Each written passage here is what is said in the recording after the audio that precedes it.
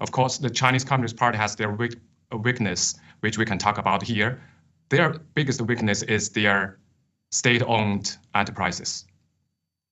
The state-owned enterprises contribute like a significant part of the Chinese Communist Party's GDP. They are the weakness point. I can give you some numbers. Back in 2019, almost 30% of the GDP is contributed by those SOEs. After pandemic, this number rose to more than 40, even 50%. That tells you how much economy is relying on those state-owned enterprises. But those state-owned enterprises, they are heavily rely on the monetary policy, meaning if there is any fluctuation in the currency, they will have trouble because all their employees is relying on their wages. If there is any fluctuation in the currency or if the RMB devalues, then it will impact their purchasing power. It will impact their operation.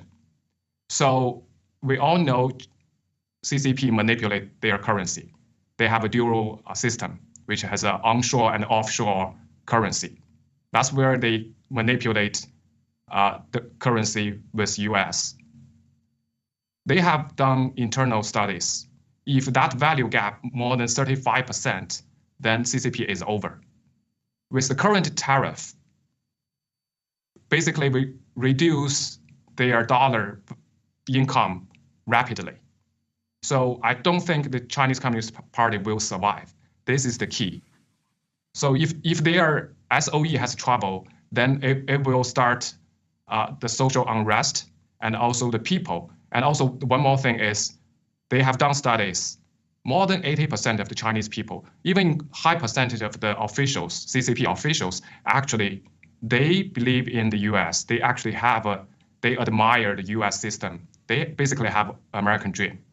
So if this decoupling happens, if there is devaluation of the Chinese yuan, then they will have internal change, which will undermine or dismantling the Chinese Communist Party. They're a group of gangsters. The SOEs, people should understand, the state-owned industries was one of the major points of contention in the Lighthizer 2019 deal. The reason Wang Qishan told Xi, I don't know what Li He did, but we basically put massive restrictions on state-owned industries. They couldn't be used as a money laundering operation because this is where a major way the Chinese Communist Party leadership cadre is skimming money from the Chinese people, from Lao Beijing, and investing it in American real estate. Here's the system. All of their children, the princelings, virtually anyone that's just not too lazy and wants to party all the time in Beijing, but the ones that have any get up and go all go to American universities. They're all at Harvard. Their goal is to get their kids Western educated and to get the money they steal from Lao Beijing and not put it in real estate in Shanghai. They're buying Midtown Manhattan. That's part of the scam.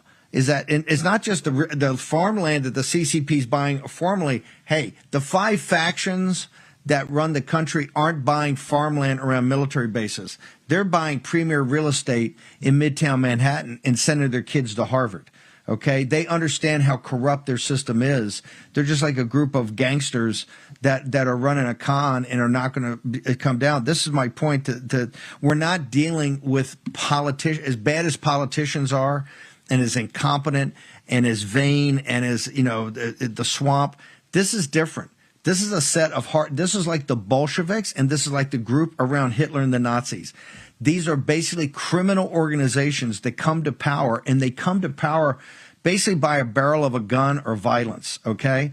And they're not just going to give it up. Number one, they understand what the Chinese people will do to them if they just if all the stealing and the murder and the forced abortions, everything that they visited on these people, the paybacks are going to be unbelievable. So they're just not going to sit there and go, that's why this is so much deeper than just a trade deal. It's so much deeper than tariffs. This cuts to the heart of 2 different systems, and a system that has been propped up and basically financed off of the money of the American working people and middle class that now are at a time of testing.